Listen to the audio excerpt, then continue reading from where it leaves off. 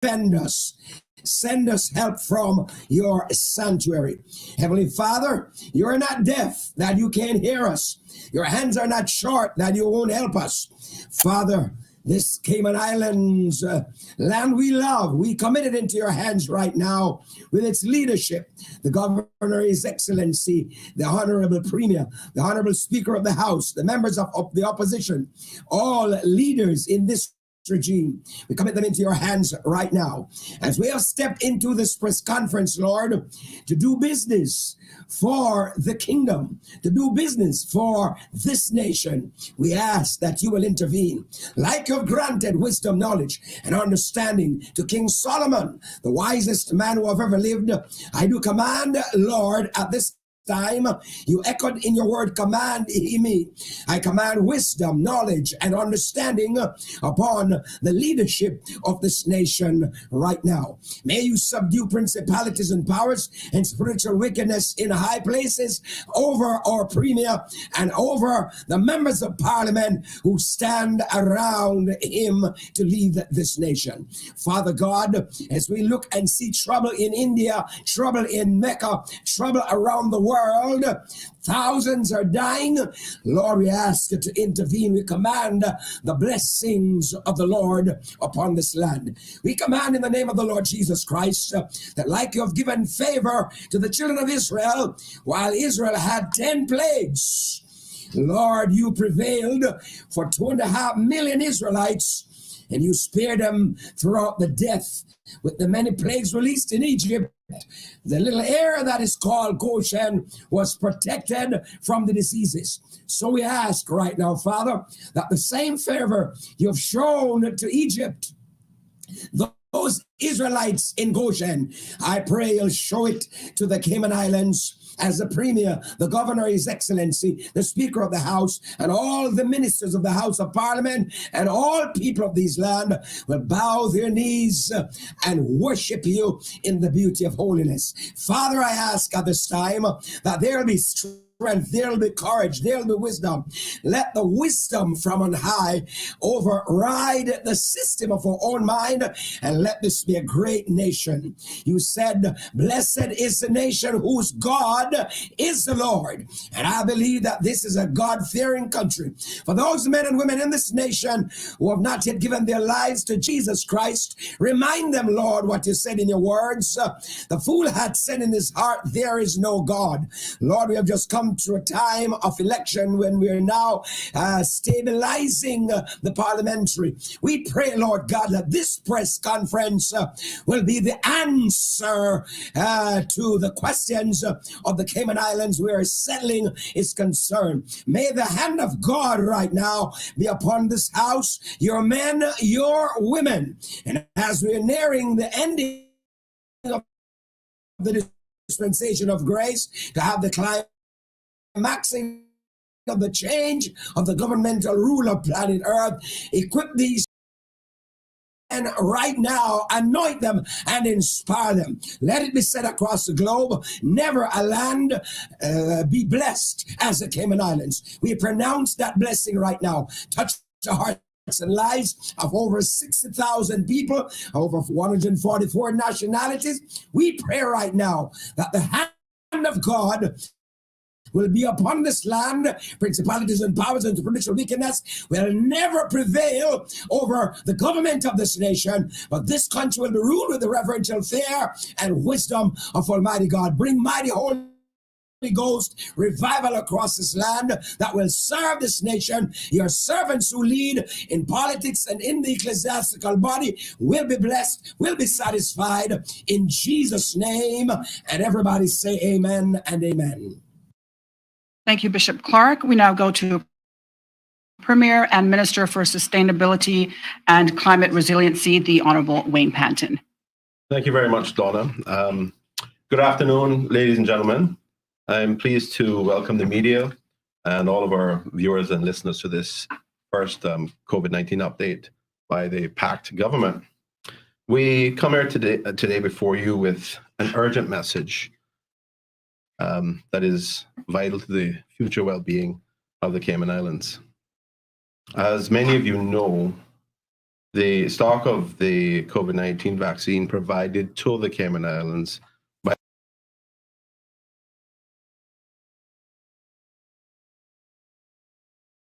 the United Kingdom earlier this year is set to expire at the end of June, with some 14,000 doses still remaining.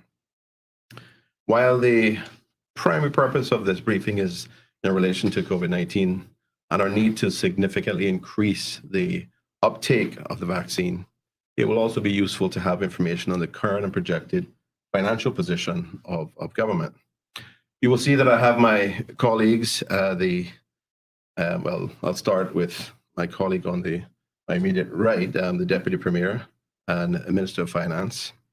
And going down, we have the Minister for Governor. I'll just skip you for the moment. Going down, we have the Minister for Health and Wellness. That is a new change that we are making to the name of the ministry. So that is being debuted at this point, and I think it's a reflection of a new focus of this government in relation to health. And then we have the Minister for Tourism and Transport. So they'll be providing additional information in relation to the vaccine stock. Ladies and gentlemen, I don't think that the Cayman Islands can waste a precious resource like this, with our neighbors and others around the world desperate to have an increased supply. So we are imploring all of our fellow residents to please make the necessary arrangements to attend the Owen Roberts Vaccination Center as soon as possible to get their first shots. This is essential to our future potential to reopen our borders and restart tourism, and we are within striking distance of this now. You will hear from the Minister of Health and the Minister of Tourism of our plans to encourage the increase of the uptake of the vaccine in the coming weeks. You will hear that we want you to join us this Saturday at 10 a.m. to get your first shots, along with those members of government who were delaying having their shots until after the election. We want you to join us then. Please, the Minister for Tourism will confirm in his remarks exactly why it's in your interest to do so. In terms of the reopening plan based on the vaccine uptake, our position for the moment is the same as the plan established with the previous government. You will hear from the Minister of Health of some of our thoughts around changes to testing and quarantine periods as more and more of our people are vaccinated. But I want you to understand that we will remain on the conservative side, and any changes depend very much on our people who have not yet been vaccinated, deciding to be a part of the solution by joining the rest of us who have. The last government had set the target vaccination rate at which borders would reopen at around 70 to 80% of the total population.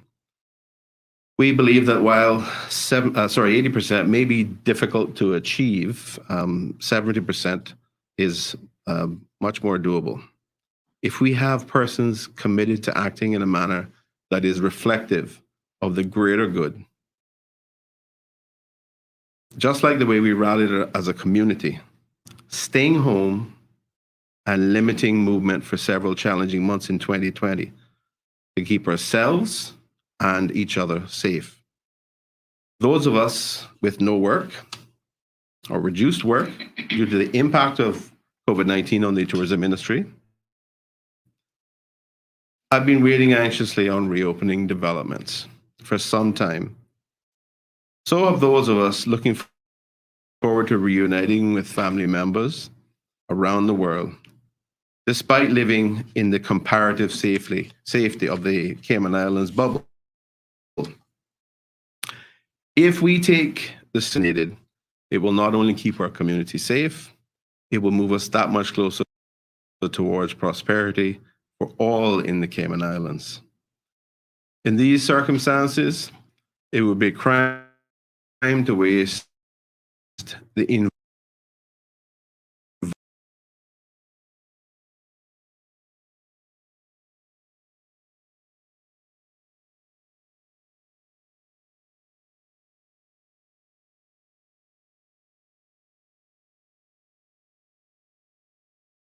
while the rest of the world is scrambling to be in the fortunate position that we are in. Now is the time, my fellow Caymanians and residents, to come together and act in the best interests of our country. If you have already had the vaccine, but you have friends and family that have not, talk to them and take them to get vaccinated. For those of you listening or watching who have not, please consider the greater public good and make a decision to get the vaccine. Approximately 1.2 billion people in the world have decided they should be a part of the solution for the world.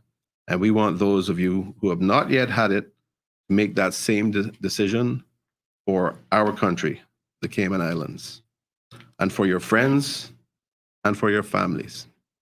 And remember, that means you have to get your first shots by June 9th at the latest. But don't wait until then. Do it now or join us on Saturday, May 8th at 10 a.m. and get it done with your government who are going to be leading from the front. Thank you. Thank you very much, Premier Pranton. We now go to Your Excellency. Yes, thank you very much, and good afternoon, everyone. It's a pleasure to be here again. It feels very familiar, but also unfamiliar with a new set of colleagues. And let me just say again, it's a real pleasure to be here alongside the Premier and the new ministerial team. And let me reiterate again that I and the civil service look forward very much to working with them and supporting them in their objectives. I just want to add a little bit to what the Premier has said about the supply of vaccines, particularly more with a sort of a UK angle to it. But I first just want to say I greatly appreciate what the Premier has just said about the uptake of vaccines. And I think first it is worth just underlining that on any international comparison, our vaccine rollout is doing very well. I think over 70% of over 16s have had one dose, and we're near the top of many global league tables. HSA have done a fantastic job, and I thank all of those in the community who've had the vaccine. But I think, as we all know, and as the Premier has just said, in April, the take-up really slowed. In fact, I think it actually stalled in April, although the last couple of days, we've seen an uptick, which is really positive. So maybe some of the messages are being received. I think, as everybody knows, since the 5th of February, the UK has sent us 6 deliveries of the PACTS vaccine at no cost to Cayman, and that is enough to vaccinate 2/3 of our total population, which is about 82% of everyone over 16. And we know that this vaccine gives 95% protection against COVID, and it significantly reduces the chance of a vaccinated person spreading the virus. Now, the latest delivery, as the Premier has just said as well, was at the end of June, and that means we do have this deadline, and I don't need to repeat what the Premier has just said, but 9th of June is the deadline for getting the first dose with the 14,000 doses that we have left. And again, we can all see the desperate situation in other parts of the world caused by a lack of vaccine. And I think there would be significant outrage and even distress in some quarters if we weren't able to use the vaccines that we have been sent. So like the Premier and everyone on this panel, I implore you to come forward if you have not yet done so. And the vaccine not only protects you, but it protects the wider community. Whilst the UK is committed to continue supplying us with all the vaccines we need, including adapted doses to tackle any new strains of COVID, and possibly booster vaccines in the autumn if they are needed, I'm sure you will appreciate that for me as governor, it is difficult to ask for more vaccine. We haven't used the supplies that we currently have. And I keep hearing that many people are waiting until there's more information about the vaccines. But again, as the Premier said, 1.1 billion people have had a vaccine dose across the world. Evidence is overwhelming that vaccines are not only safe, they stop serious illness and death. And the new government remains rightly cautious on any reopening of the border until more people are vaccinated. And that's something that I, as governor, strongly support. So like everyone else, I encourage everyone to do their bit and take the vaccine, which will put us in a much stronger position going forward. Thank you. Thank you very much, Your Excellency. We now go to the Minister for Health, the Honorable Serena Turner. Good afternoon, everyone, and thank you, Donna. Thank you for joining us this afternoon. It is indeed my pleasure to be here with all of you today in my first press briefing as Minister. I am also happy, as alluded to by our Honourable Premier, to state that my ministry is incorporating this wellness focus that has led to the new announcement of the name, Ministry of Health and Wellness. It speaks volumes as to what a refreshing approach and just a 360 uptake of where I intend with the ladies and gentlemen of my ministry want to take the Ministry of Health and Wellness. Thanks to everyone who has reached out to me since the commencement as minister. And I want to just say publicly how appreciative I am to all of the well wishes and support. And I'm especially humbled and pleased by the warmth that I have been receiving from the ladies and gentlemen of the ministry. And I know that moving forward, great things can be expected from us coming out, and in the coming days, in short order, I will be visiting the various departments that falls under my ministry's remit. As you have all understood from the Honourable Premier and his remarks, that we're currently putting a strong focus on definitely getting Cayman vaccinated and just bolstering the uptake in the vaccination program.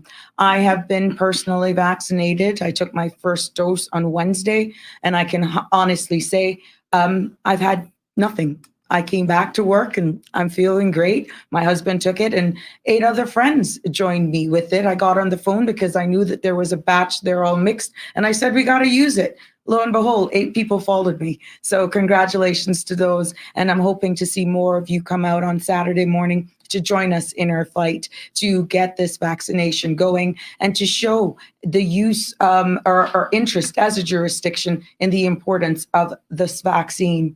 Now, to be fully vaccinated, again, we've heard individuals need 2 doses, and 21 days after your first dose is when you receive the second one.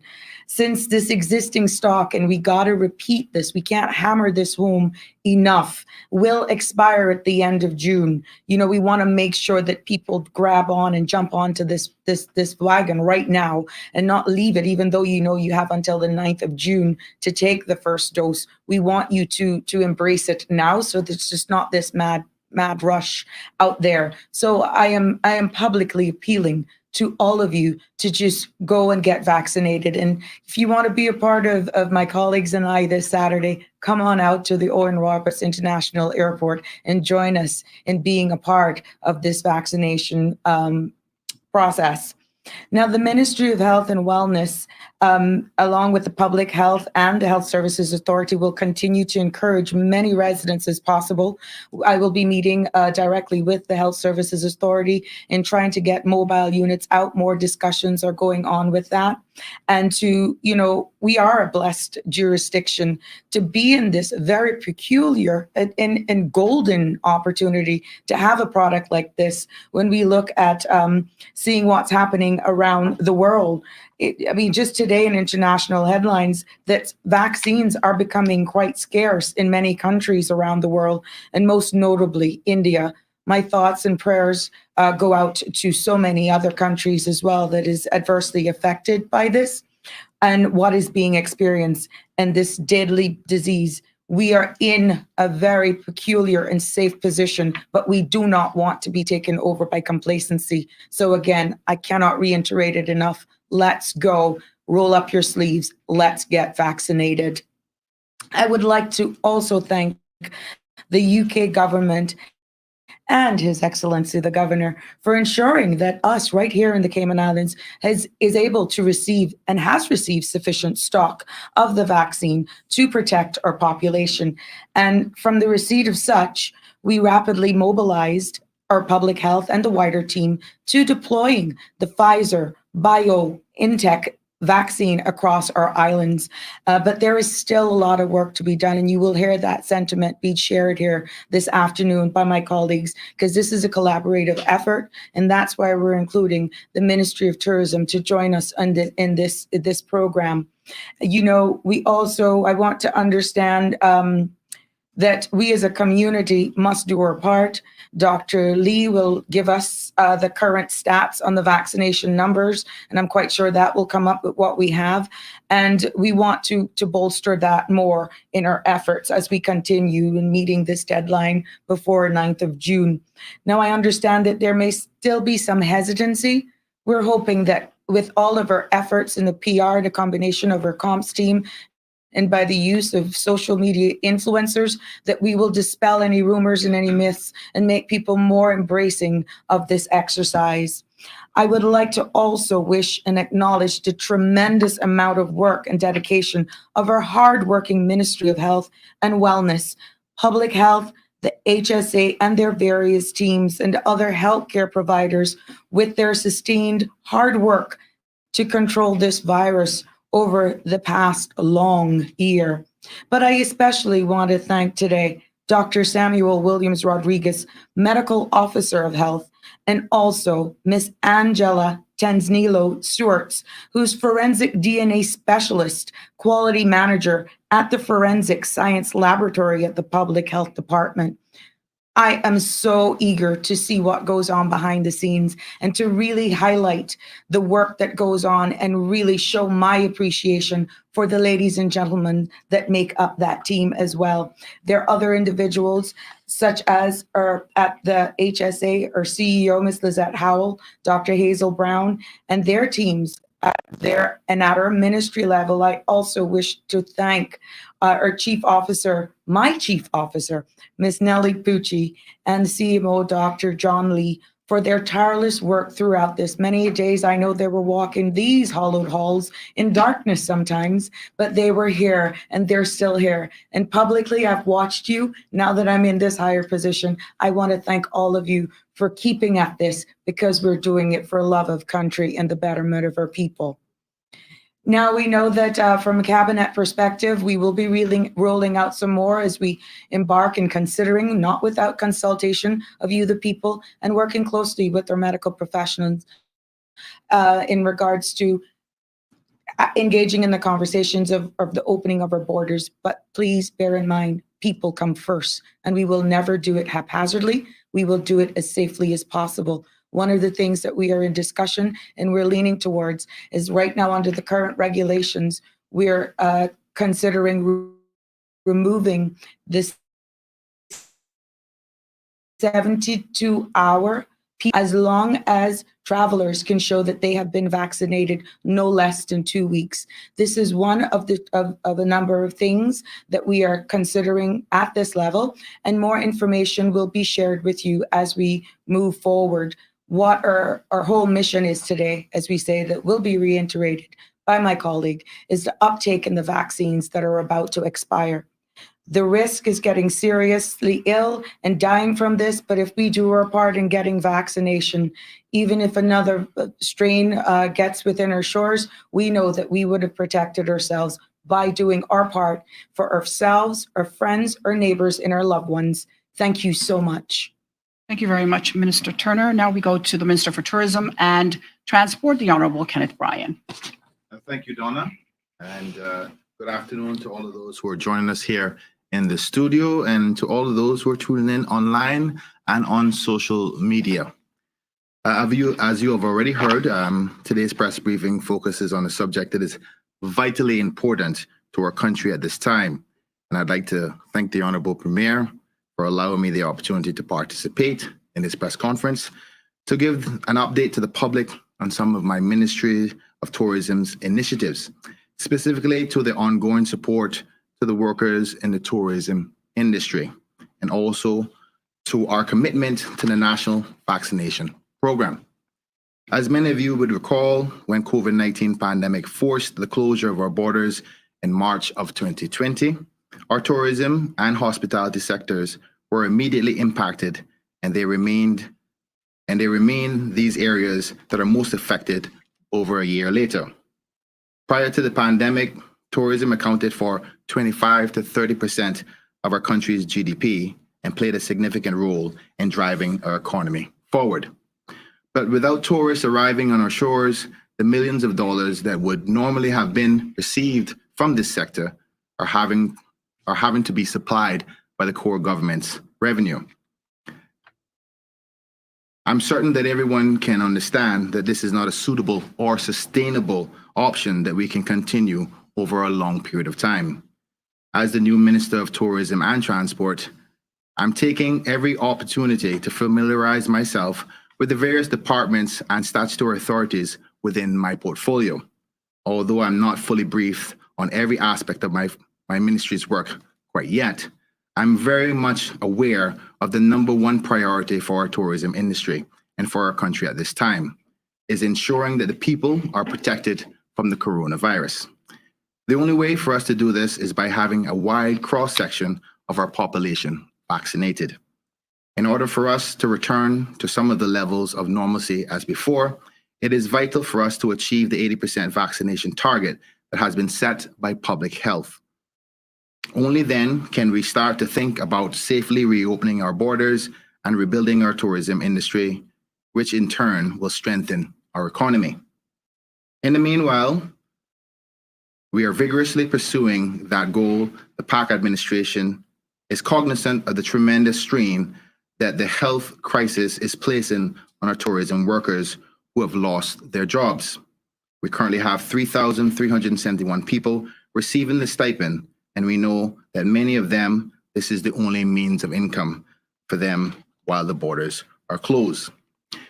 Since taking my role as the Minister of Tourism, I've heard numerous concerns about the stipend program being discontinued. I would like to reassure all of the recipients that these rumors are false, and I can confirm that the PACT administration is extending the program and will continue with payments. The length of time in terms of the number of months the stipends will continue is still being considered, and further announcements will be made in regard once those decisions are made. So feel comforted that money will come. This is a government that cares for its people, and we are united in our commitment to doing all that we can to ease the pressures our people face due to this pandemic. I thank God every day that we continue to remain safe under the guidance of public health and through the collaborative effort by the government ministries and entities that work around the clock to keep us safe. But I think everyone knows that we can't stay in this bubble, separated from the rest of the world forever. As I said earlier, the most effective and safest way to start that process is by having 80% of the population vaccinated. I know some of you have concerns about the vaccination process, and to be honest, I had many questions myself. But I've heard enough from Dr. Lee and the program board and those who work closely with the scientific research to convince me that the vaccine is safe enough to accept. I have asked all the hard questions, and I'm satisfied with the answers, to the point where I'm able to confidently say that I have no hesitation in taking the vaccine myself. In fact, I will be taking my first shot this weekend, as you previously heard. Being vaccinated is one of the most effective ways for you to protect yourself and your loved ones from COVID-19, and the protection is vital to our economic recovery because it is important on so many levels. I'm appealing to everyone within the sound of my voice, if I can get it back, to please take advantage of this golden opportunity that many other countries don't have, to go out there and get your shot while they're still available. I will go even one step further, and I'm inviting all the people who have not yet been vaccinated to join me and my other members of the PACT administration this Saturday at 10 a.m. at the airport, and I challenge you to come and take the vaccination with me. To demonstrate how much we want to encourage you to get vaccinated, the Ministry of Tourism will be hosting an island-wide draw. Now listen to this one carefully, because this might be the thing that causes you to want to get the vaccination. The tourism ministry will be hosting an island-wide draw for everyone who gets vaccinated from the 8th of May till June the 8th. Will be entered into for a draw for some amazing prizes, and there's still more to come, including tickets on Cayman Airways to Cayman Brac, to Miami, and to any destination that Cayman Airways flies. We also have some staycation packages, some dinner packages, free entries to some of the top attractions across the Cayman Islands. I'm extremely proud of our tourism partners who've already come on board to support this prize draw, and I sincerely thank them for their generosity, especially at this time. Because this is an island-wide initiative, I'm also inviting the entire business community to be a part of this national effort to help us sweeten the deal by donating some other prizes. So Flow, Digicel, and all those other businesses, come on board. To offer some great prizes such as laptops, phones, TVs, gift vouchers at the supermarket, at the gas station, at CUC, anything that will entice us all to protect ourselves from COVID-19. No prize is too big or too small, and I'd really like you to encourage the businesses around you to help offer up prizes that are so amazing that the people will be rushing to be vaccinated just for a chance to win. Anyone who wants to donate a prize can email the ministry at mottvax@caymanislands.ky. And let me read that out slowly so you get it. mottvax@caymanislands.ky. That stands for Ministry of Tourism and Transport. To let us know how you would like to contribute, because I expect a lot of emails by the end of this press briefing. And as you heard from the ministry, the Ministry of Health Minister said earlier, we have enough supplies to vaccinate close to 7,000 people. So we really need a massive response from the public and from the business community to drive our vaccination percentages to 80%. I look forward to seeing a huge crowd at the airport on Saturday at 10 a.m., joining myself and all of the other colleagues who haven't got it. Kathy Wilkes, I'm watching you. I'm going to get more people to come than you. Even though some of them have already been vaccinated, they'll be coming along, so please join us.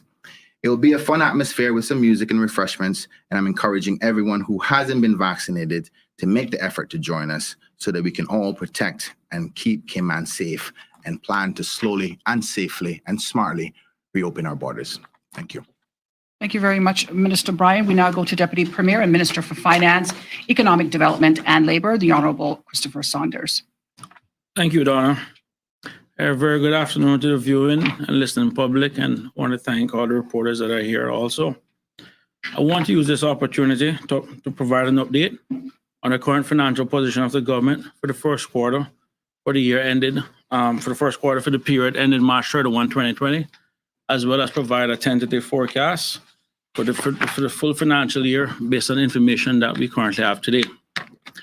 For the three-month period ended 31st of March 2021, I can provide the following information.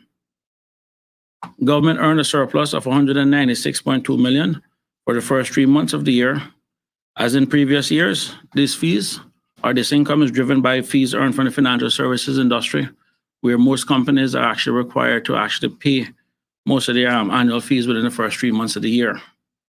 The original budget for the 2021 year was compiled in late 2019, which is more than a year ago, forecasted a surplus of $168.8 million for the first 3 months of 2021. So in short, the results at the end of March 2021 were $27.4 million better than what was previously budgeted. Additionally, when compared to the same period last year, results at the end of March this year is an improvement of $23.9 million over the same period last year, where we had a surplus of $172.3 million. Additionally, individual statutory authorities and government companies, which we normally refer to as SAGCs, they also had a net surplus of $6.4 million. Now, previously, we had actually budgeted that these SAGCs would have had a deficit of $9.2 million. So in essence, for the first quarter of this year, the SAGC's performance is actually 15.6 million more than what was also budgeted. When we combine central government surplus of 196.2 million, coupled with the 6.4 million net surplus from SAGCs, the entire public sector had a surplus of $202.6 million at the end of March 2021, which is 43.1 million better than budget and 25.4 million better than where we was at the same time last year. The conclusion that can be reached from those comparisons is that the government is doing better in 2021 than it did in 2020 with respect to surplus and results for the entire public service. I also want to use this opportunity to highlight some further information on government's financial position as of the 31st of March 2021, and they are as follows. Debt owed by the government was 243.8 million, and this balance continues to decline as government continues to make repayment on schedule. The government debt to GDP is actually 5.1%, which is actually one of the best ratios that you can have anywhere in the world. And also, I just want to make a note that the government will continue to refrain from borrowing as long as possible, but this may become necessary if the borders remain closed and the economy is not operating at its full potential. So, but what I can say, as the minister said earlier, the Minister of Tourism and Transport, is that we will continue to provide financial assistance to many within our community as long as we can, recognizing the challenges that many people face. The net assets of government, which is the assets minus the liabilities at the end of March, was $1.7 billion. In terms of bank balances, at the end of March, the government had a total of $611.2 million. And we should note that 172.1 million of this is actually money that is reserved, what we call as reserved or restricted deposits. And of that, the two largest amount represented in that group is 104.4 million, which is government general reserve, which of course can't be used without approval from Parliament. And also included in that 172.1 million is $58 million, which is in the Environmental Protection Fund. And that money also cannot be touched without the approval of the Finance Committee. So when we basically look at it, when we take away those restricted money, we basically end up with 439.1 million, which is actually what we can refer to as operating cash and deposits. So that is money that we can basically use freely. One of the things that I just want to touch on is also equity investments and capital expenditures. And to note is that for the first 3 months, government provided equity investments to the ministry's portfolios and offices, totaling $10 million. We also did an equity investment to SAGCs, a total of $2.3 million, and $4.6 million was expended on the creation of executive assets, which is largely mostly going to government roads and so forth. With regards to the full performance for this year, I just want to note that the pre-election economic and financial update, which was gazetted on the 17th of March, which was before the last general elections and before this government came into office, the government forecasted the following. A central government would have a deficit of $98.4 million, and that SAGCs will suffer a deficit of $59 million. So in short, we are expecting the entire public sector to have a deficit of $157.4 million for the 2021 full financial year. Again, just to kind of note that the first quarter performance is normally driven by a lot of the fees that are collected by the financial services industry. And then normally throughout the rest of the year, we'll have other part comes on, mostly the tourism industry. But again, our borders remain closed. What I can say, as my other colleagues have said, is that this current administration is committed to reducing this deficit, but a lot of it will depend on several factors, such as improving our vaccination rate, which is our top priority for this government. Additionally, I also want to make it clear that there'll be no cuts in domestic spending. And as a matter of fact, this government will be looking at ways to encourage funds remaining in our domestic market. Two such areas that we believe that would be very positive is if we can look at encouraging more people to support our local farmers and also be more fuel efficient. We believe that that will actually reduce money leaving the country to buy agricultural products that can be grown here, and also money that we're basically sending overseas to buy fuel and other stuff. So again, energy efficiency is one of the important things in our economy at this point, but for this government at this time. My friends, we're still living in a world where there's a global pandemic. Earlier today, we were reminded at the National Prayer Breakfast that how blessed a country we are and how blessed a people we are. But by all means, we still have a lot of challenges. And what I can say is that this government is committed to meet those challenges. We also decided to go with the policy of putting people over profits. And as a result, there'll be no decisions that will be taken by this government that risk the health and safety of our people. We know that many people are still experiencing hardships from the high cost of living, which continues to impact their quality of life. But I believe that we have the right team with the right leadership to meet those challenges. In closing, I take this opportunity to thank my Premier, Cabinet and caucus colleagues, the Governor, Deputy Governor, and all the public servants that will work with this government in making significant improvements for our island finances and also our quality of life. And now turn it back over to you, Donna, and the Honorable Premier. Thank you. Thank you very much, Minister Saunders. Before we move on, I'd like to just say that the Medical Officer of Health, Dr. Samuel Williams Rodriguez, is here in the studio with us, so he may have to answer some questions at some point. Now I'd like to call on Dr. John Lee, the Chief Medical Officer. Good afternoon. As is my wont, I'll provide you with some figures relating to the vaccination and PCR testing. There are a total of 545 people who have been positive for SARS-CoV-2 in the Cayman Islands, of which 12 have been on Cayman Brac. At the moment, we have 7 asymptomatic people who are positive, nobody who's symptomatic, and 536 have recovered. 118 people are in government-operated facilities for quarantine, and there are 546 in the very successful Quarantine at Home program. We have given a stunning 69,299 injections in our vaccination program, which represents 57% of people having had at least one injection against COVID-19 disease, and 50% having completed their full course of 2 of either the Pfizer or the AstraZeneca vaccination. That 50% has also been steadily climbing, which is good to see. So the difference between the numbers totally vaccinated and those having had their first dose is getting smaller and smaller. Governor's already pointed out the fact that we have had an uptick in take-up of vaccinations with our strong messaging, and we really hope that that continues.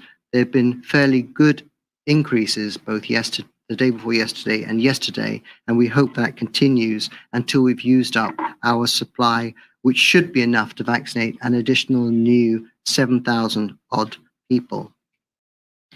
It's really important to pay attention to the fact that places like India, South America are suffering so badly with COVID-19 disease, and to realize what a huge opportunity we have to get vaccinated and to protect ourselves and the community.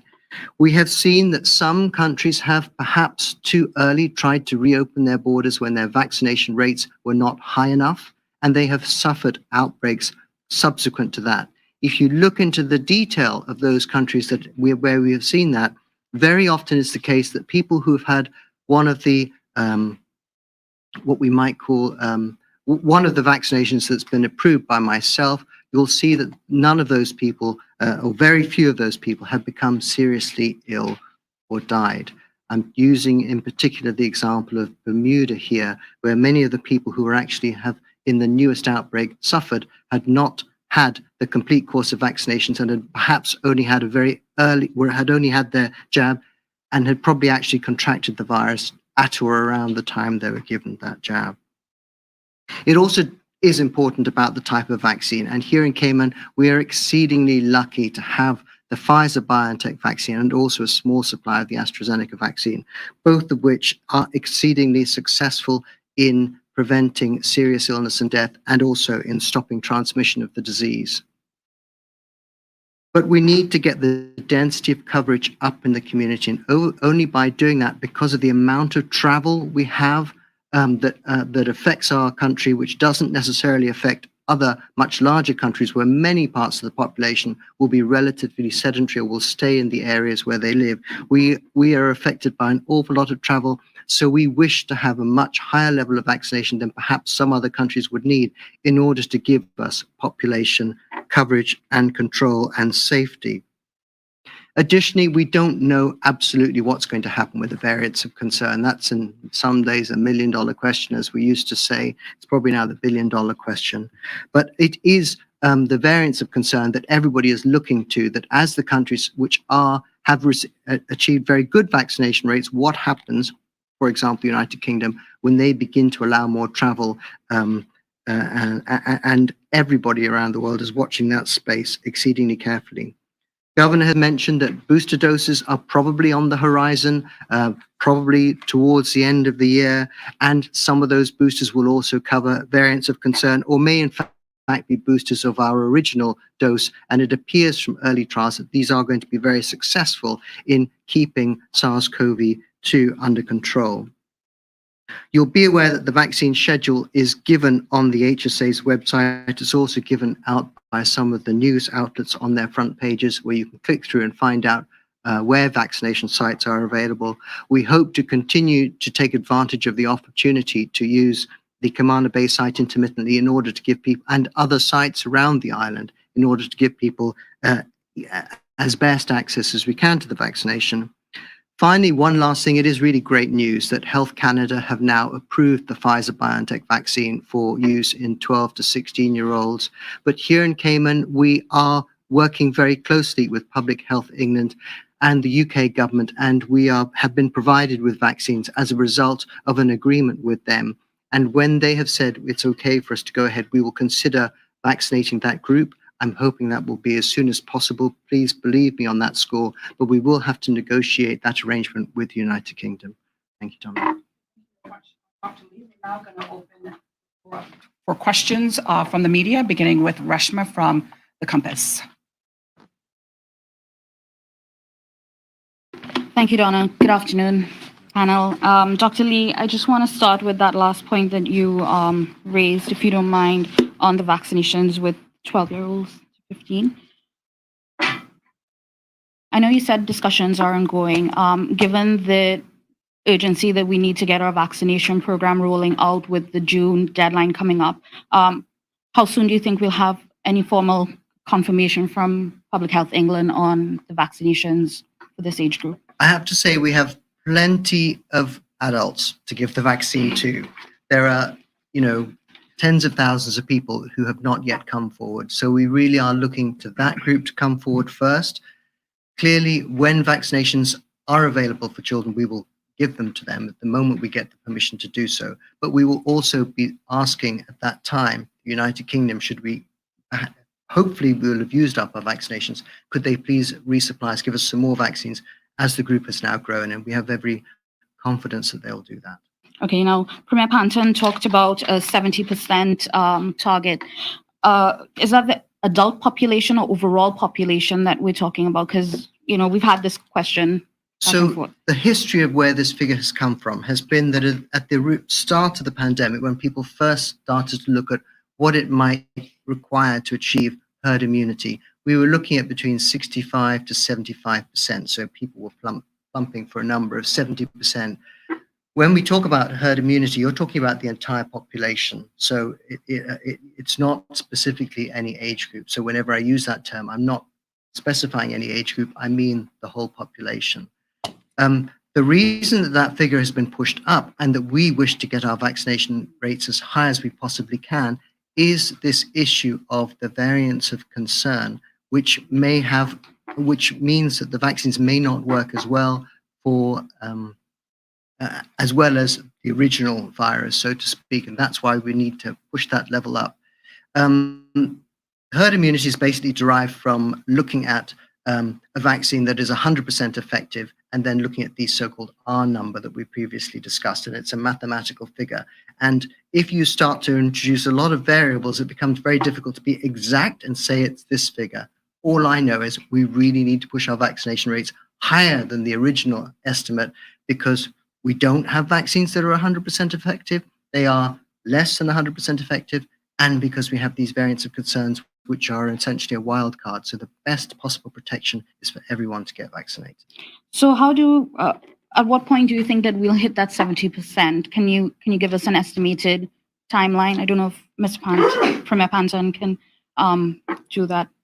Are we looking at June? The timeline really depends on when people come forward. All I am hoping to do is to making the vaccine as accessible to everyone as possible, and to give them both the physical access and all the information that they need, and encouragement, which is why everybody's encouraging you to come forward for the vaccine. When we actually hit that, I don't know. I hope we overshoot it. I would really like to overshoot it because then I know that Cayman is going to be well protected. I would like an overshoot. But we must make sure that we give the right access. And once we feel that we've done that through everything we possibly can, that's the time when Cabinet would need to sit down and see where we are. Okay, now just staying with the vaccines, we did have the AstraZeneca vaccine, some limited quantities come in. Can you provide us with an update on what's happening with those vaccines? Because I know there was a particular timeline. So a number of the vaccines have been given out, but we're also giving some of them to people who've already had their first dose. So we have some people who have had a first dose some other place, and they're coming in, they're having their second dose. If somebody really wants to have the AstraZeneca, I'm saying to the staff we could probably go ahead, because it is very possible that should we have a large proportion of those, we could probably get a resupply of that from the United Kingdom should we need. It also has a quite a large window. We've got up to 12 weeks to give the second dose, so there's plenty of wiggle room in order for us to find a solution to that. However, if you were intending to get both your doses out of that batch that we've received, that date passed on Monday, in order that you should get your second dose before they expire at the end of May. So for those who may not understand, like me, what does that mean for the doses then? Are we going to have any wastage from the supply that we have now? I can't really tell because I don't know how many people are going to come for their second dose who who may have had their first dose elsewhere. So there may be some wastage in that, but I can't really tell until the 30th of May passes. 31st of May, sorry. I'm guessing you don't have any figures that you can share with us how many have utilized the AstraZeneca. It's somewhere 20 or less. It's that sort of order of magnitude, but we only had 100. It wasn't a very large amount. Okay, got it. Thank you. So I will turn to the panel now. Thanks, Dr. Lee. I would like to start with the vaccination program for the government itself. Premier, can you tell me how many of your ministers are yet to be vaccinated? Can you share some numbers with us?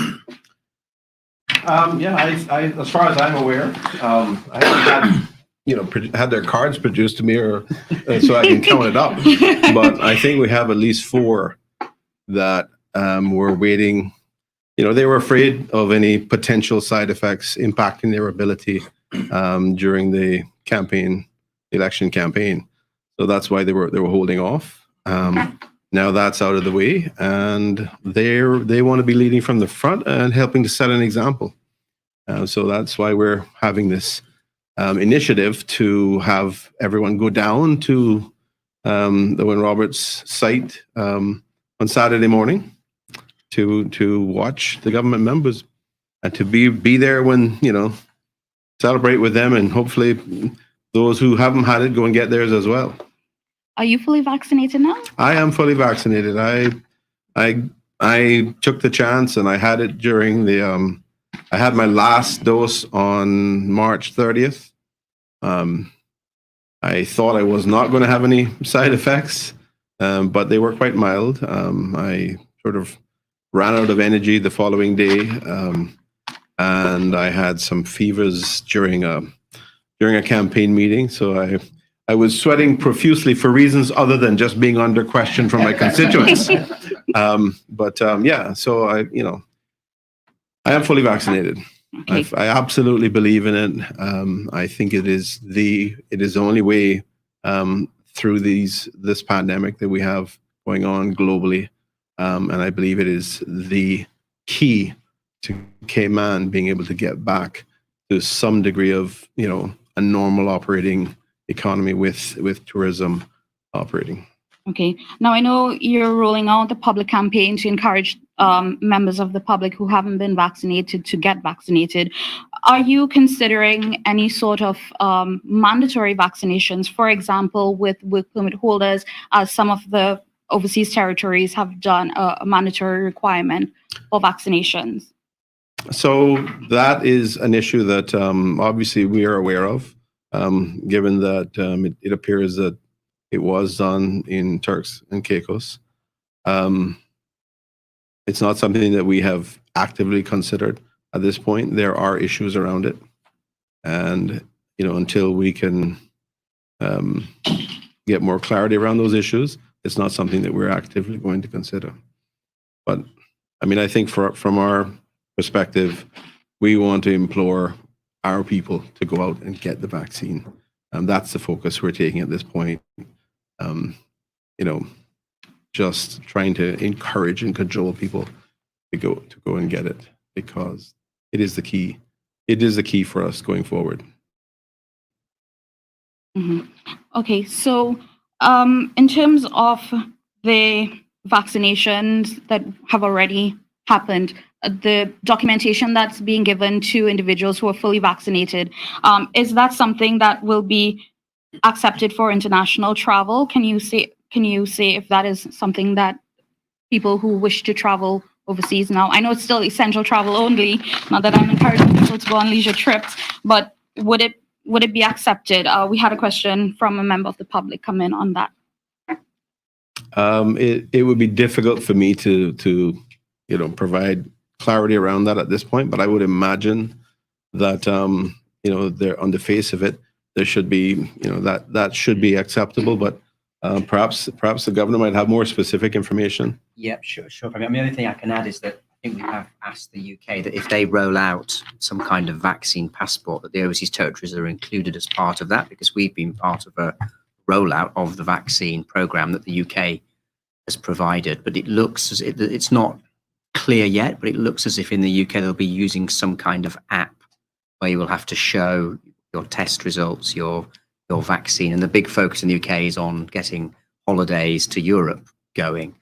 So it's just too soon, really, to give you any real clarity. But obviously, we're watching it all very closely and need to make sure that we're in the right place as soon as that begins. Okay, thank you, Governor. Since you're on the mic, I might as well ask you your question. What updates can you provide us on the BA flights? We are watching Travel Cayman religiously for updates on the dates. What can you tell us about what's happening with those flights? Well, I know Minister Bryan was on a discussion this morning with BA, so he may be able to add more. But I understand that we are keen to keep going the current sort of fortnightly arrangement, but also BA are quite keen to get back to a commercial situation, particularly with the US. So I think we have another couple of flights in the pipeline to be confirmed soon. I think the discussions still continue on what happens in the longer term.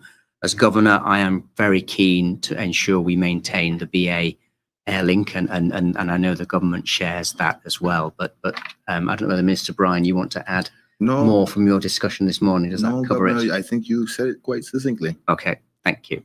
Okay, so just keep watching Travel Cayman for the updates. Yeah. Minister Bryan. I'll just add that we will get probably another update in about 2 to 3 weeks as to further flights. But for now, we will definitely be having more, at least 3 more if my memory serves me well. But like the governor said, BA is definitely one to continue. How we continue is dependent a lot on how the vaccine go, whether we maintain how it is now, or whether we do more flights. But we don't want to say that and make people's hopes get too high. So we'll definitely be giving you some more info in the coming week. All right, thank you. You touched on the tourism side that a lot of people are very interested in. You did not say for how long it will be continued. You did say you'll provide us with an update, but would you be considering, or would government be considering, any increases to stipend? And how soon do you think you can tell us longevity for that stipend?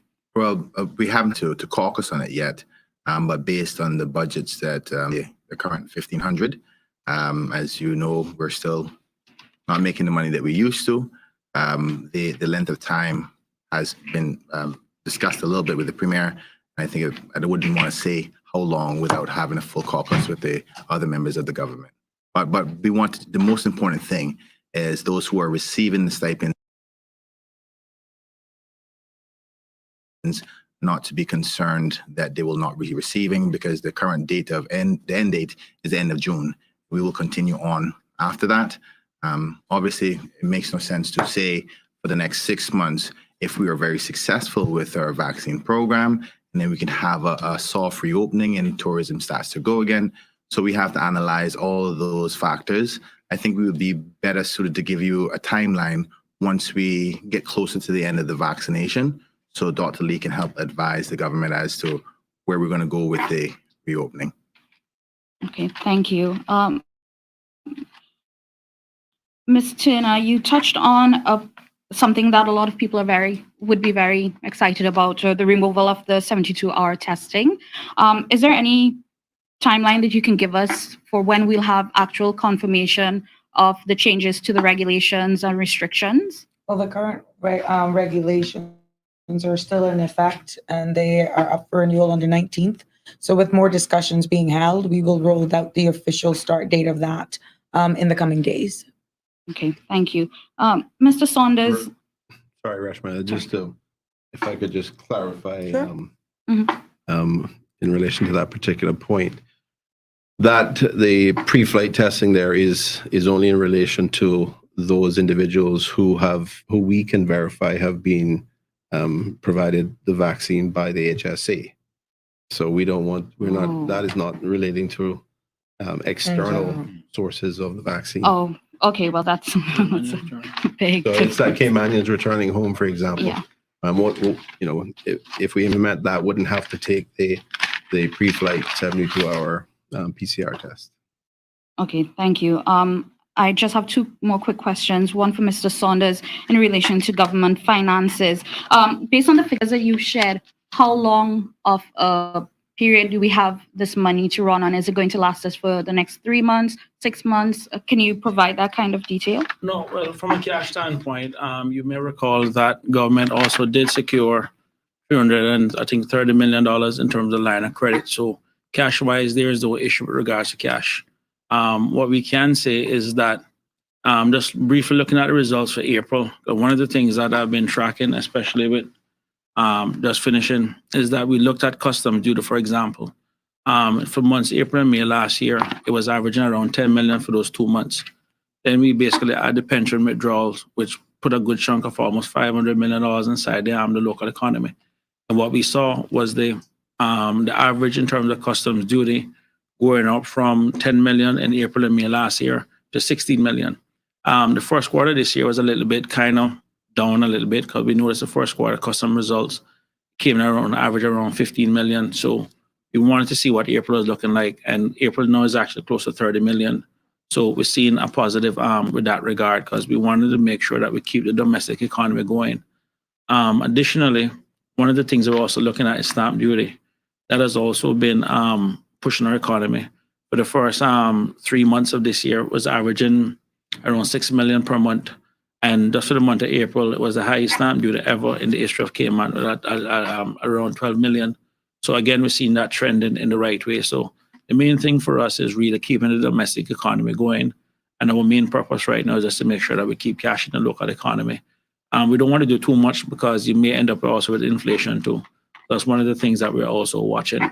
But again, if government finances continue to track positively, then we'll do what we have to do. And if we see we're starting to wane, then we may probably have to look at other measures to make sure we keep the economy going. Okay, and finally, we did have an announcement from the previous administration about a $200 million, forgive me if I get the number wrong, line of credit. Does that agreement still stand? Yeah, that was something that was approved by Parliament. So it is it is in effect.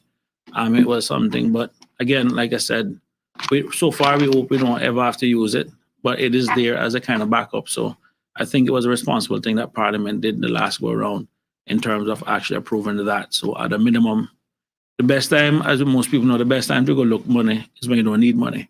It's whenever you're desperate for money is when they normally would break it off in you. So I think that was a responsible thing to do in terms of going and have it put it down just in case we need it. Okay, thank you very much. Thank you, Donna. Thank you very much, Rushmore. We're now going to call on April from Radio Cayman. Break it off on me. Good afternoon, everyone. Good afternoon. I believe that this question is for Mr. Saunders, but I'm not 100% certain. I'm trying to get a sense or a way to quantify the impact, not just of the closure of the borders, but more around the tourism component of it. Do we have a sense of what that hit looks like? And the second part I'll answer after you. Yeah, the short answer is yes. I mean, when we look at, for example, the tourism industry in terms of customs duty, when you look at the amount of imports and then you see we're not having 500,000 people going into restaurants, going into bars and so forth, you actually do see the direct hit on the customs revenue. So there's no ifs, ands, and buts about that in terms of what it is that the tourism brings to the country. We also look at Cayman Airways, for example. I mean, Cayman Airways is one of the things that this government has always seen as an economic accelerator, in the sense that, one, the service that they provide not only keeps fares down of people coming to Cayman, but it also basically expands within the economy. So what we're seeing right now is pretty much the full domestic economy going without tourism. And you can directly see with the results that we have, the strain that it has put. We're paying over $5 million a month just in on a stipend alone to a lot of the affected employees in that area. And that is $60 million a year. But when you start factoring the multiplier effect of people going out, spending money and keeping things going, you can see the big effect. Because a lot of stuff, I mean, those employees also spend money within the economy too. So when you take that out of the economy, you're not seeing the full potential. So while we're putting money back into the economy, the truth of the fact is this is money that the government is basically putting back in the economy that the government previously took out. And no government around the world has ever yet to prove that taking a dollar out of the economy and putting it back in has been more efficient than leaving it there in the first place. So what you're seeing right now is a balancing of priorities, and that's pretty much we're taking care of our own people. But definitely without the tourism industry, it is an issue, and that's one of the reasons why we really need to get our economy back. For many people who are not in the tourism industry, they're not feeling it. But for people who are within the tourism industry, I can tell you a lot of people are feeling it. I mean, especially now should have been high season for them, their families. I mean, a lot of families are affected, kids are at college and so forth. So it does put a strain on all of us as a people and as a community. So we definitely need tourism back. There's no ifs, ands, and buts about that. If you had to give me some sort of number, and I realize this is a difficult one to do, and say it's this big. Well, if you look at the GDP and look at what it is that it brings to our local economy, we're talking about anywhere from $600 to $1 billion. I mean, so that is the kind of domestic activity that we have lost just from tourism not being here. And if you look at where tourism was trending to, I mean, we just passed the 500,000 mark, which was a major milestone. I mean, even on cruise tourism was also doing extremely well also. So that industry was trending in the right direction. And as a result, many businesses and also in government adjusted their infrastructure to deal with that growth. And of course, that growth, when you adjust the infrastructure like that, it takes on more costs. And now you have adjusted the infrastructure, but then the business then follow the tourist income. So it does impact our local economy. Second bit of that, and this could be to whomever it makes sense, and I don't want to be the voice of doom, but should the borders stay closed longer than we're hoping, and we're all hoping a couple of months here tops, right? How long can we go the way we're going? Well, realistically, we look at our debt to GDP ratio and all our economic factors. I mean, we are still in a far better position than many countries. So from that standpoint, I'm not going to say at this point I'm losing sleep for this year and next year. But what I can say is that the main focus for us really is just getting the economy back to its full potential. So it's not a matter of preparing for what else. It's just that we're just focusing on getting people back to work, because it is important for people to realize, and for many of us who are within the public domain, when you do meet the workers and a little bit of the employees within the tourism industry, you see the genuine hurt from not being able to contribute as a productive citizen. And you can see where it impacts people's dignity. And for that is one cost you can never really quantify, where someone wakes up and not really feeling like they're living a life of purpose, especially when they like working with people. And that, I think, is probably one of the most difficult costs that we have not yet quantified, especially for people who love meeting people, love greeting people, love being at the airport, love seeing people. I mean, you see the emptiness. So a lot of people really, despite receiving the stipend, will tell you that they want the people back, they want tourism back, they want to feel as if though I am earning my own living and I'm not receiving something from government or elsewhere. One more question. This one really has to do, and again, it might be a Dr. Lee question, it might not. As we get closer to the 70% vaccination rate, and we're talking about reopening the borders in some capacity. For the past few months, I'm going to tell you, the masks are sitting in a corner in my car. I barely am doing any of the things I was quite diligently doing in the beginning. I don't even know what social distance looks like right now if it weren't for stickers on the ground in front of me. So I've gotten really comfortable with the bubble that we're in. At the same time, understanding that we need people to come back into the country. With that vaccination rate, let's say it's at 70%, will that require those behaviors we've gotten so comfortable with to change? Dr. Lee, I think. Dr. Lee can. Medical expertise. He's been waiting for that one. Are we going to have to start washing our hands more again, Dr. Lee? I think it's the real question. But Cabinet Secretary had me texting. we won't tell, sir. I think I know what the question was. Yeah, it's really, do we have to change our behaviors back closer to what they were before? Yeah. Everybody wants to know what's definitely going to happen. No matter how much science you have, we don't know what's definitely going to happen. We would obviously be watching incredibly closely. It's very likely that we're going to have cases of coronavirus come up as the borders open. But if this does not translate to huge numbers of admissions and people presenting, we will just let it be. Of course, those who are in particular groups would need to take particular care. Those who are vulnerable and the elderly will need to take particular care. But it will be a question of seeing how things progress as to what the advice is at the time, rather than it being a sort of a more binary situation. So it's going to be fluid, basically. Yes. Essentially, yes. Gotcha. But we will need to take care. We will need to take great care, as we have done, especially with the vulnerable and the elderly, until we can see. And the hopeful news is, and I don't think people would be sharing this unless they really felt it was positive, that when we get more global vaccination, especially with things that are going to be developed towards the end of the year, we hope we will be seeing the end of our current pandemic. So that is what we are all hoping for. And since you're trapped here, sir, I happen to have a young man who's preparing to go to college and for the first time realized that it was more complicated than it had been before because of vaccinations and schedules and timelines. How important is it for us to actually take care of some of these issues sooner rather than later?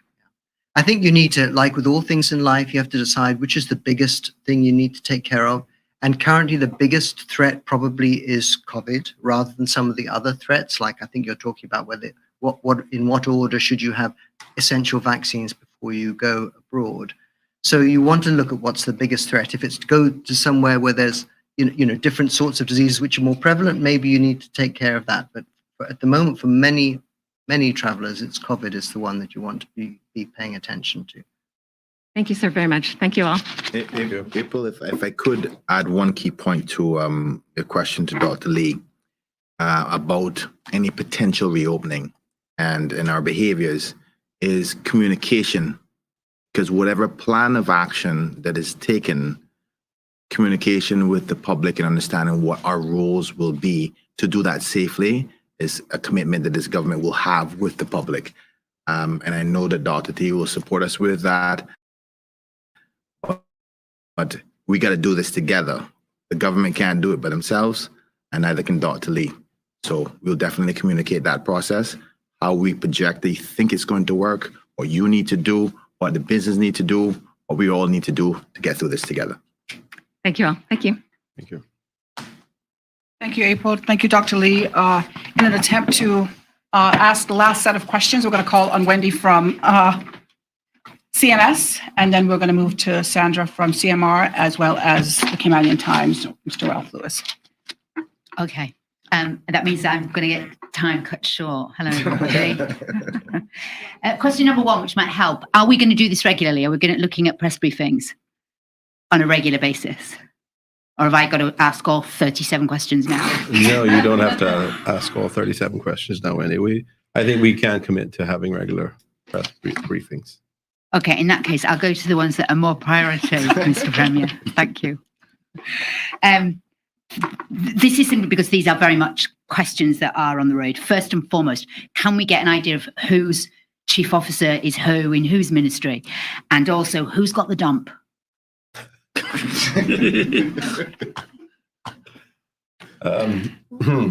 Who is your question to?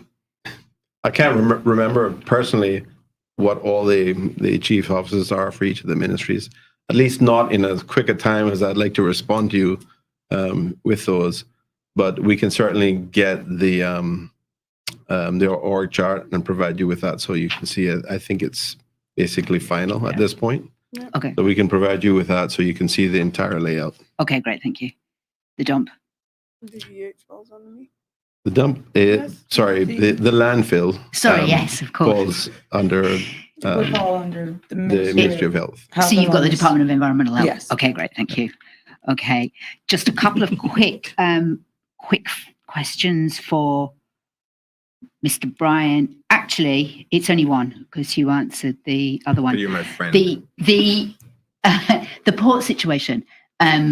We exchanged briefly. I mentioned it to you that the CEO raised it. There are certainly issues still surrounding people at CPR, still are concerned. Have you had time to turn your attention to the situation with this referendum question that is sitting out there and has not been resolved? There is a referendum on the table. So have you had a chance to consider that? And what's your position on that and the situation regarding cruising, especially if we're talking about opening tourism again? Well, there's two parts to that, and one involves a discussion with the rest of the members of the government and the Premier. First one about the legality of the referendum. After getting some advice and direction from the AG, unless it was a specific same plan that was on hand, that referendum wouldn't stand moving forward. But to give comfort to those who are concerned about those plans, we haven't fully discussed the whole thing, but we have no indication of any plans to do any cruise porting within this administration. And if that changes, I'm quite sure the Premier will give the necessary announcements in that respect. There are no such plans. There you go. So we can all forget what the guy from Royal Caribbean said. I have no idea. Has he called you? We haven't, as far as I'm aware, he has had no conversations with this government. And as I said, we don't have any plans to entertain that idea. Okay. Referring to what's on everybody's sort of top of everybody's agenda other than COVID, is the situation surrounding development planning and all that sort of thing right now. There have been some particular concerns recently about mangroves and the threat. What are the plans at the moment regarding the current makeup of the CPA? Do you plan to change that as soon as possible? And what about Plan Cayman and how that was rolling out? Does this government will you be taking a new approach to that? We haven't had the time yet to have a discussion around the membership on the boards. I have recently told my government colleagues that is what we need to look at. Obviously, I think there are other bits of legislation, including the Public Authorities Law, that has an impact on what changes we can make. I think in general, I mean, the sort of fundamentals of how I look at it is I want to see who has been participating, who has been engaged, who has been performing, and they, we can put them to one side and then look at the others that perhaps have not been showing up, haven't been participating. Those are the ones that are sort of in the first line of potential for being replaced. But we haven't gotten to that point yet. And that is something that will be probably in the next week or two. We work through those.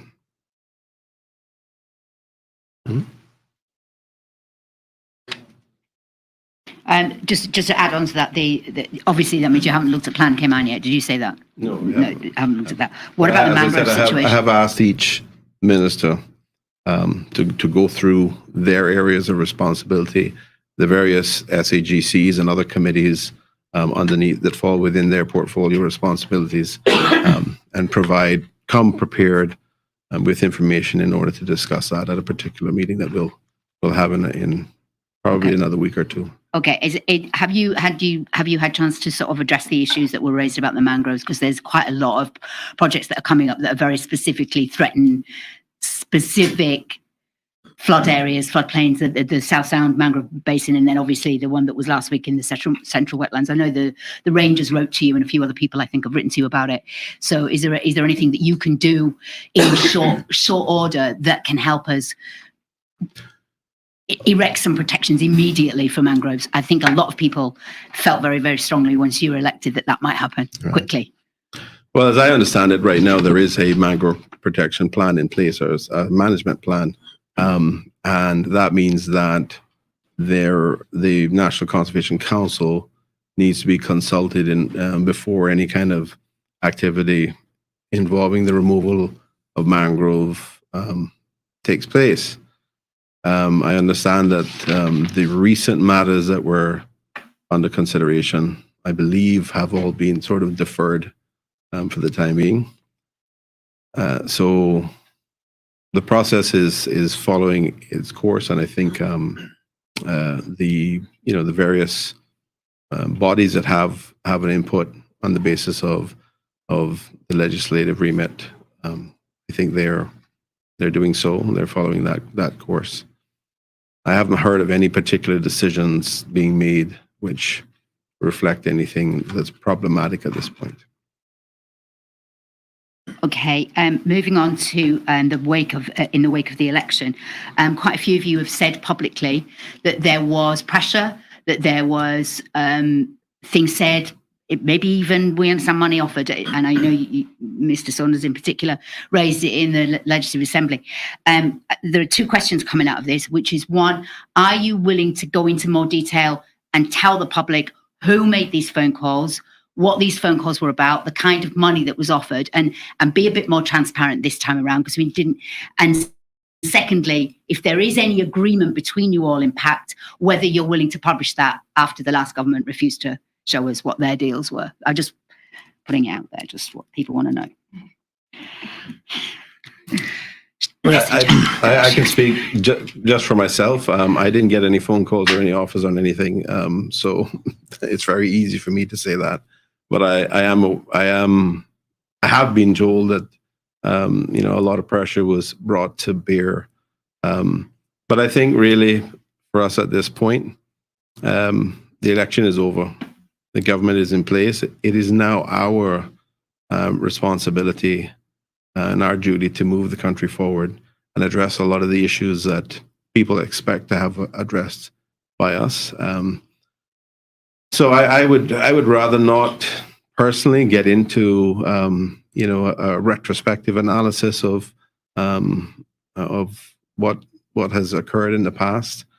I can say that we don't have a document drawn up between us. We all committed to each other that we would trust each other and we would work to the best interests of the people of this country. And we would, in every decision we make, we would try to put the people of this country foremost and ask, is this the best decision for the people of the country? Is this going to be the best decision 5 years down the road as well? And that is the approach that we have taken. we have not drafted any agreement. We're certainly not going to promise you're going to get something that doesn't exist. Thank you. Mr. Saunders, did you want to add to that? Well, we the caucus meet regularly, and one of the things that we have upcoming is pretty much an alignment of the manifestos in terms of the top priorities. So there are some things that I had campaigned on that were near and dear to me as my other colleagues. But what I can say, just looking at the group that came together, is that one, many of the manifestos were already aligned with regards to putting people first and doing what's best for the country. And I just want to echo what the Premier said, in the sense that the election is done and over. There's no future in the past. And I am pleased that my colleagues were able, yes, we were maybe a young government, many first-time ministers, only 2 members of cabinet have been there before. But for them to have showed their true character and being able to stand firm, I feel much better, and I sleep much better knowing the quality of people that I'm sitting with in cabinet, in the sense of being able to do the right. Okay, just a couple of very short, quick ones. When can we expect the code of conduct?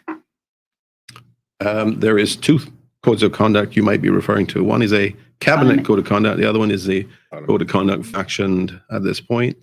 The cabinet code of conduct is, ironically, that's something that I had sort of worked on and had in fairly final form 5 years ago.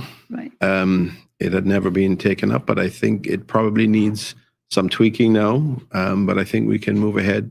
And I have given the governor an indication that that's a priority for us to move forward with, and have that adopted by the cabinet. I have also yesterday had a conversation with the speaker, indicating to him that it is a priority for us to get move forward with the code of conduct in relation to Parliament. So that both things we're moving forward with at the same time, and we hope to have both in place roughly about the, well, I can't. It's difficult to say. I think it's easier for us to get the cabinet one in place quickly. We'll probably have to do a select committee in Parliament and develop the parliamentary code of conduct. But both are a priority. I've got quite a few more, but I'm just going to do one because I can feel Donna on me. So I'm just going to have one more, which is, now that you've been in the office for, well, you've probably been rifling through the filing cabinets now for a couple of weeks. Have you found any specific skeletons that have caused you concern, or any commitments or promises made by the last government that you may now find yourselves having to address? Not yet. None at all? No promises to developers about changing the height of buildings that are already underway? By any chance? No? Donna, I'm really sorry, but I do have to go because there's a 4:45 meeting that I have to If we go have another to. So briefing, I'll if do the nobody rest has of it. any Thank you further very questions for me, I would like to depart at this point. Okay, Sandra from CMR and Ralph from Okay. Times, do you have any questions for His Excellency? No? Okay. Okay, thank you very much. No worries. Thank you, Your Excellency. Ralph, would you like to come in quickly, make your comments or ask your questions? Thank you, Donna. Good afternoon, gentlemen and ladies. First of all, I want to say congratulations on your victory, and I look forward to these press briefings. Wendy, you alluded to a question of mine. Can you say what the next press briefing would be? I mean, my personal view is that we should probably be doing them at least once a month, but it may be that we will do them more frequently. I'm hoping that, if we have a lot of success with this initiative that we've embarked on to try to encourage people to come out and get vaccinated, on the basis that Owen Roberts can do 2,000 vaccinations a day. In a few weeks, we may be back here saying to you, "Hey, we've got some really good news to tell you." So it's going to depend, but I would say at least once a month, and it may well be more frequently, depending on when the circumstances dictate that we should have something to say. One of the reasons for that is I'm trying to keep my questions brief today in the interest of time. Yes, So I thank look you. forward to the next one. I'll keep some of the questions over. Okay. Just two things. The first one is I've heard a lot of talk about people in the first press briefing as I sat there. And can you emphasize, why is the push, and is it PACT's intention to really focus on the people and about their lifestyle and their livelihood, their wellness, and about just general development of the population of the Cayman Islands? Is that what PACT is all about? I think we share a collective view. If you look at all of our manifesto approaches, our campaign approaches, mine was based on building community and that feeding through into building country. Community creates country, specifically it was. Other members of the group have similar focuses on basically building and enhancing the lives of our people and building communities and making the quality of their lives as good as it can be. So yes, that is I think an approach that we should be taking. I think obviously we want to implement a slightly changed approach where we have an approach to sustainability and an emphasis around sustainability. And for example, the UN sustainability goals incorporated into everything that we do, so that the lives of our people become and the quality of their lives become an important part of everything we do, and that everything that happens, whatever happens in the economy, has a specific benefit for our people and not just some sort of vague trickle-down effect. We want to see tangible, specific benefits to our people in education and in wellness and in health and employment. So the full spectrum. Yeah, sorry, just before you move off on that, one of the things that we did, I did, and I'm sure other colleagues would have supported, was to say to the ESO is that we want to change some of the metrics that we look at. I mean, right now, a lot of the metrics that we focus on is what the economy is doing. And what we found is that many times the economy is doing well and the people isn't doing well. And what we want to know is to start looking at like Human Development Index, those kind of measurements where you look at just life expectancy, you look at just employment, but you also look at purchasing power parity in terms like things what it costs here versus what it costs someplace else. So it's about enhancing the quality of life. And I think as a people in a country, what we choose to measure shows what it is that is important to us. And I think that is one of the things that we want to focus on. So, I mean, a perfect example is even retirement versus life expectancy. We have people being pushed out of the workforce at 65. Ageism is real. Why? Because of the high healthcare costs. But women in particular who are living to 85, I mean, what they do for the next 20 years. You know what I mean? So again, even in terms of even the gender balance, I mean, you saw it in the results of the election. This is the first time in our history we have so much women being elected. And I think that itself says something. But what we also want is balance within our society, because you can't have more than 50% of the workplace are being underpaid where women are concerned. So these are the kind of issues that we really want to address, we need to address if we're really serious about, to borrow the line from the premier, community creates country.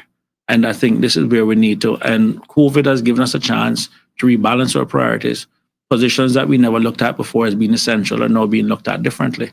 So again, these are the kind of things that we want to focus on. So it makes no use that the government finances is doing well, the economy is doing well, and then all of a sudden, a lot of people are still struggling. Because we do have serious challenges here that needs to be addressed. And I'd like to the final question. For those who ask that many of the government ministers are fairly new to this job, in a time when we have some serious issues, what would your response be? Well, my response is simple. I mean, the people knew that back to men, and this has been one of the biggest problems that we have with men for young people. They can't get a job because people claim that, well, they have no experience. Well, how do you get experience? I mean, you look at even the US presidency. Nobody ever has experience being president until you're elected president. But what I can say is that what I look for in my colleagues, And the reason why I'm humbled and honored to serve with them is I want people who are caring. I want people who are committed. I want people who are competent. And so far, what I can say, it's there. But what is one of the main things that is needed is people who genuinely care about other people. And you don't need any qualification or experience to care about people. You just need to have a big heart and be focused on doing the right thing at the right time. Thank you very much. Thank you, Donna. Thank you very much, Ralph. I'd like to finally call on Sandra from CMR. Thank you. I must say that, Donna, I actually had no questions initially until you told people I was here. And then the questions started flooding in. And of course, now everyone is saying we should limit these questions to 3 per press. But anyway, I'm going to make it very, very brief. Kenneth, this question's for you. Some questions have arisen about individuals who've been getting this stipend, whether or not they've been properly vetted. Some may have since obtained employment since applying for the stipend. So people are wondering, will there be any review of those individuals who are currently getting the monthly stipend? I don't think there's anything wrong with examining that, but one must bear in mind that Cayman Islands is a high cost of living jurisdiction, and $1,500 may not, even though it's a lot for some. You have a family with kids or